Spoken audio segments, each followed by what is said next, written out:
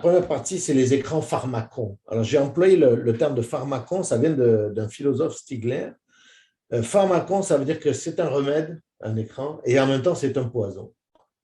C'est les deux. Donc, c'est le mot pharmacon, j'aime beaucoup parce que c'est en Grèce, hein, ça désignait quelque chose qui est bon pour se guérir, et en même temps, si vous en prenez trop, ça devient mauvais, quoi. Donc, c'est à peu près le rôle de l'écran aujourd'hui. Alors, je vais vous parler de l'écran. En premier, il faut lire les rapports pédiatriques des pédiatres. Et ça, ils sont à peu près tous d'accord, ce qui est une chance parce que ce n'est pas toujours le cas. Donc là, vous avez par exemple l'Académie des sciences, c'est parisien, français. Vous avez la Société canadienne de pédiatrie. Il y a aussi un rapport aux États-Unis des pédiatres américains qui dit à peu près la même chose.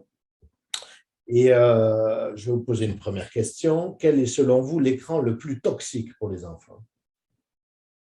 Qu'est-ce qui est le plus toxique dans les écrans pour les enfants? Les images de violence. Ok, ouais, on pourrait penser que c'est ça, mais pas vraiment. Ouais, d'accord. La lumière bleue? Non, non, ça c'est pas, on ne sait pas, ça, la lumière bleue. Même la violence, je vais vous montrer, ça ne marche pas vraiment. On peut regarder des images violentes et ça rend pas violent. Le temps qui passe devant. Le temps passé, mais il y a encore quelque chose de pire, le pire truc dans les écrans qu'il faut bien avoir en tête quand on laisse les enfants avec des écrans, je vous le dis, c'est la publicité. Oh, C'est la publicité, l'écran publicitaire, c'est ça le plus toxique. Parce que ça a un impact sur les comportements alimentaires, ça a un impact sur les comportements sociaux, ça a un impact sur la consommation, ça a un impact pour la planète, ça a un impact sur tout. C'est absolument toxique. L'ennemi numéro un, ça c'est ce que disent les rapports aussi, c'est la publicité. Donc, ce n'est pas pareil si vous regardez, vous laissez vos enfants devant la télé sans publicité ou avec publicité, ce n'est pas du tout la même histoire. Ne croyez pas que la publicité est anecdotique. Vous voyez, toutes les émissions de télévision sont faites pour la publicité, puisqu'ils payent les émissions publicitaires. Donc, c'est la publicité le plus toxique. Donc, ça, c'est intéressant. Mais qu'est-ce que ça veut dire derrière? Ça veut dire surtout que c'est la qualité de ce qu'on regarde qui est importante et ce n'est pas forcément le support ou le contenu. Vous voyez, c'est qu'est-ce qu'on regarde et qui le fabrique et pourquoi. Alors, tous les rapports pédiatriques sont à peu près d'accord sur ce tableau-là. Ça change, hein, il n'y a pas de règles. Vous voyez, ça dépend de tout. Hein, ça dépend de vous, ça dépend de vos enfants, ça dépend de leur maturité et tout ça. Donc, ce qu'on dit en général, c'est qu'avant 2 ans, on ne met pas d'écran. Pourquoi? Parce que c'est des développements psychomoteurs, il faut des matériels tangibles, les enfants ont besoin de toucher, d'expérimenter, d'aller jouer dans le sable. Vous voyez, en 22 ans, c'est un développement qui est très psychomoteur, ce n'est pas du tout intellectuel et symbolique avec les écrans. Et si vous les mettez, évidemment, ils vont rester scotchés, mais ils vont être aspirés par l'écran, mais ça n'est pas vraiment bon pour le développement parce que le développement doit être psychomoteur. À partir de 3 à 6 ans, on peut faire de l'écran accompagné. Vous voyez, alors là, c'est toute la notion d'accompagnement qui est un peu compliquée parce que vous pouvez, il y a plusieurs façons d'accompagner, mais c'est vrai que si on regarde un film ou un dessin animé avec ses enfants et qu'on discute de la psychologie, des personnages, avec les enfants, ce n'est pas pareil que si vous le laissez tout seul sur des séries qui s'enchaînent. Donc, vous voyez, donc l'idée, c'est d'être le plus accompagné possible, de mettre le nez dans savoir ce qu'ils regardent en fait et de bien contrôler ce qui est regardé par les enfants. Alors ça peut être avec comment dire, vous choisissez les programmes et des choses comme ça. 6-12 ans, on commence à avoir une pratique un peu autonome et à partir de là, ce qui se joue, donc le psychomoteur est fait, mais de 6 à 16 ans, je dirais, ce qui est important pour les enfants avant la formation du corps et pour la formation du corps, c'est les interactions avec des humains. On va y revenir après. Donc, ce qui est important, c'est qu'il peut explorer lui-même, mais il ne faut pas les laisser trop longtemps parce que pendant ce temps-là, ils ne font pas autre chose. C'est ça le problème. Ce n'est pas tellement l'écran qu'il faut aussi qu'ils voient des amis, qu'ils discutent avec des adultes, vous voyez, qu'il y ait des échanges et qu'il y ait des interactions. Donc, de 6 à 12 ans, on peut les laisser faire de l'exploration sur des choses identifiées. Vous voyez, ce qu'on faisait à peu près avec Bibot et tout ça, on laisse les choses tourner. Alors, c'est pas, là, c'est 6-12 ans, c'est un rapport, mais c'est entre 5 et voilà, ça dépend. Jusqu'à 16 ans, il peut y avoir une pratique autonome contrôlée, c'est-à-dire qu'il faut quand même jeter un œil à ce qu'ils font. Vous ne pouvez pas juste le laisser avec un ordinateur connecté dans sa chambre. Ce n'est pas conseillé, parce que vous ne savez pas sur quoi il va tomber. Et puis, à partir de 16 ans, on va à une pratique autonome. Et tout le jeu, si vous voulez, c'est qu'il faut apprendre à s'autonomiser, à s'autoréguler. C'est ça qui est difficile. Donc, il faut que si vous laissez les enfants, j'ai fait l'expérience avec mes enfants une fois, parce qu'ils voulaient regarder la télé, je disais, très bien, vous voulez regarder la télé, regardez la télé jusqu'à avoir fini de regarder la télé.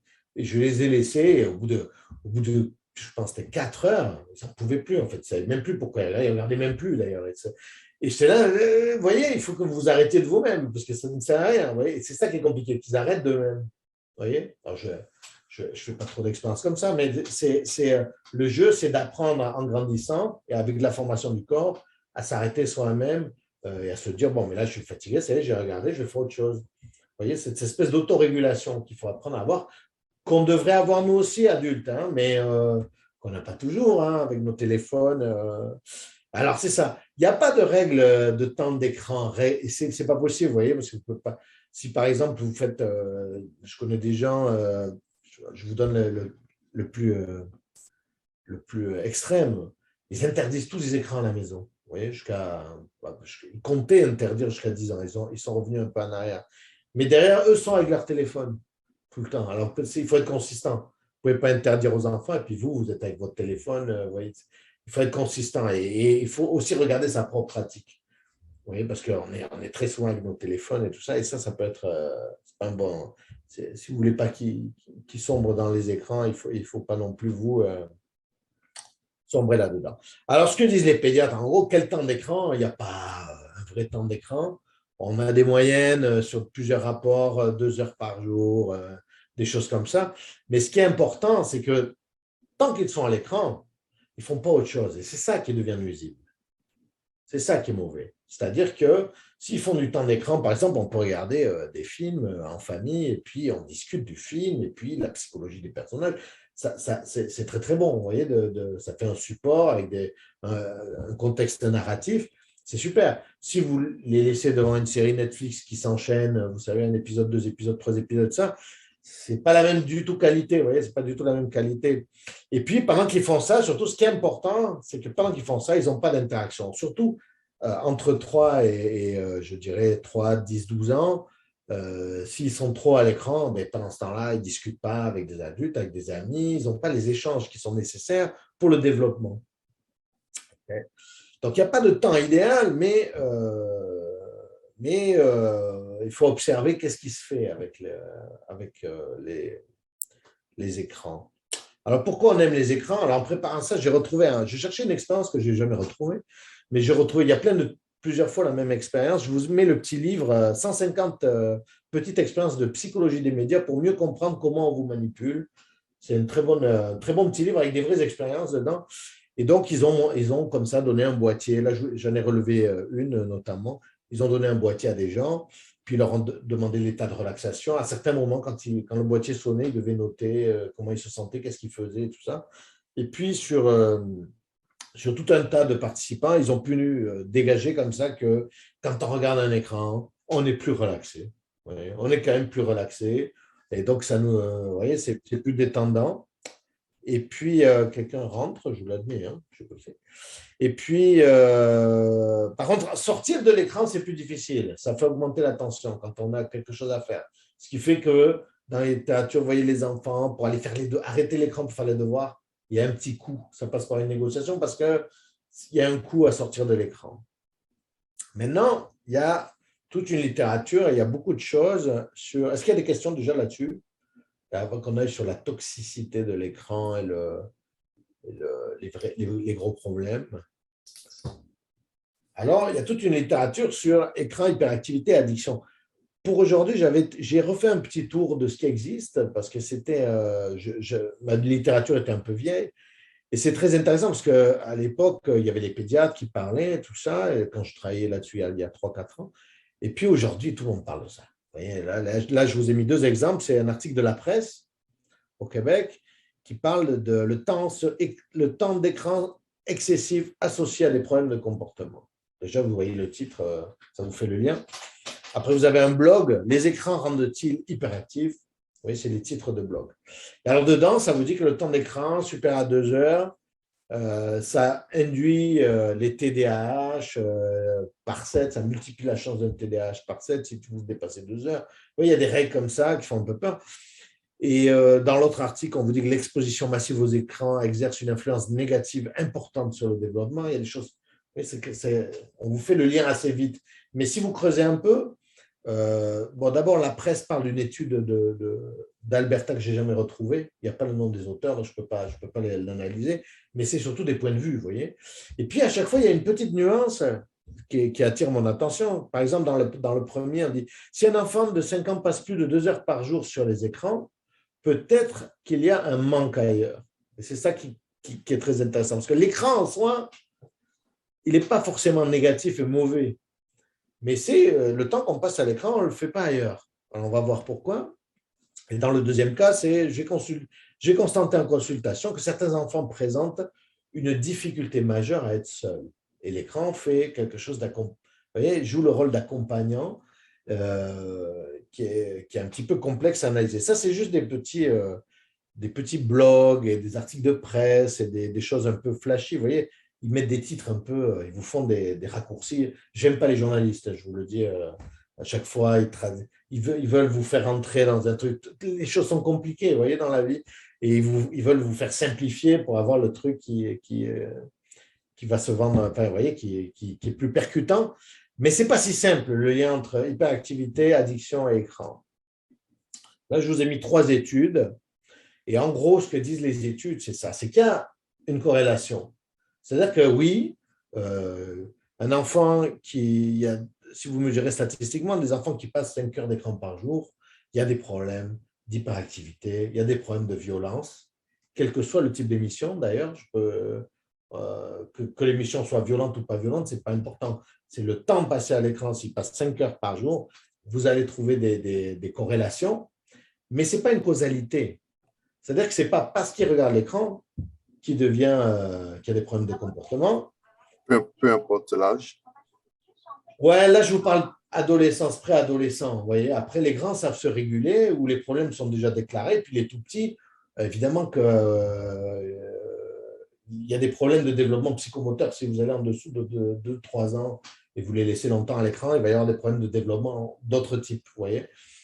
Mais sur cette période-là qui est très importante entre 3 et, je dirais, 10 ans, 12 ans,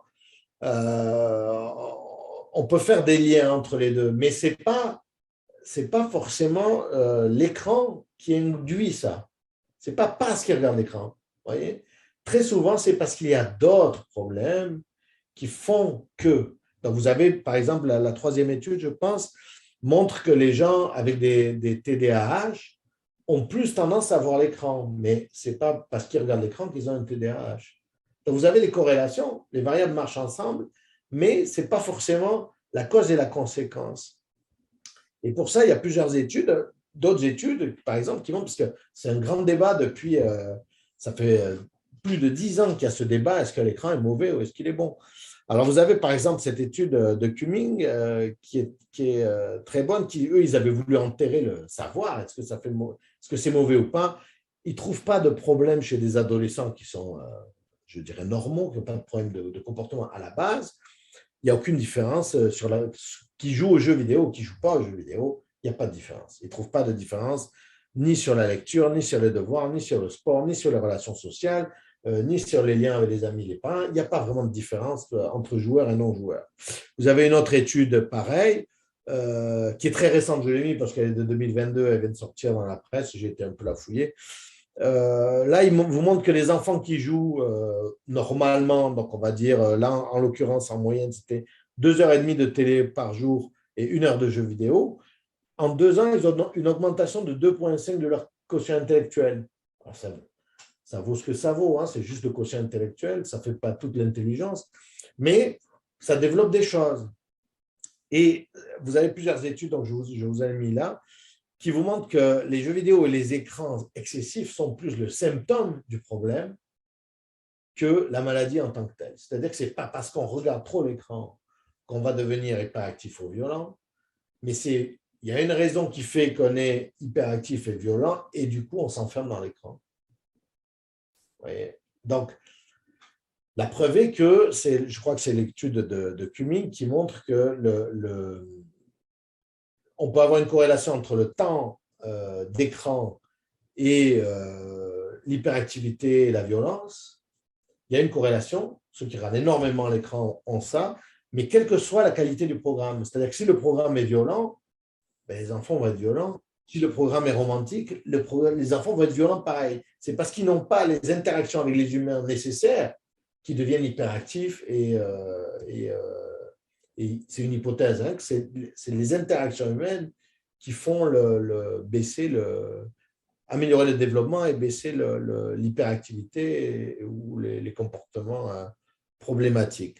Donc, l'écran en soi n'est pas un problème. Par contre, si vous avez un enfant qui veut regarder l'écran ou qui joue, un ado, par exemple, à 15 ans, qui fait il a un nouveau jeu vidéo, il va jouer longtemps, on comprend. Si c'est tous les jours, toutes les semaines, pendant des mois, c'est que l'enfant a un problème. Et le problème, vous ne réglerez pas le problème en supprimant l'écran. Oui, le problème, il est ailleurs. Il faut aller chercher le problème ailleurs. L'écran, c'est un symptôme. C'est quelque chose qui vous montre qu'il y a un problème, mais ce n'est pas le problème. Puisqu'au contraire, vous avez d'autres études qui vous montrent qu'on a un meilleur QI, il y a des améliorations et tout ça.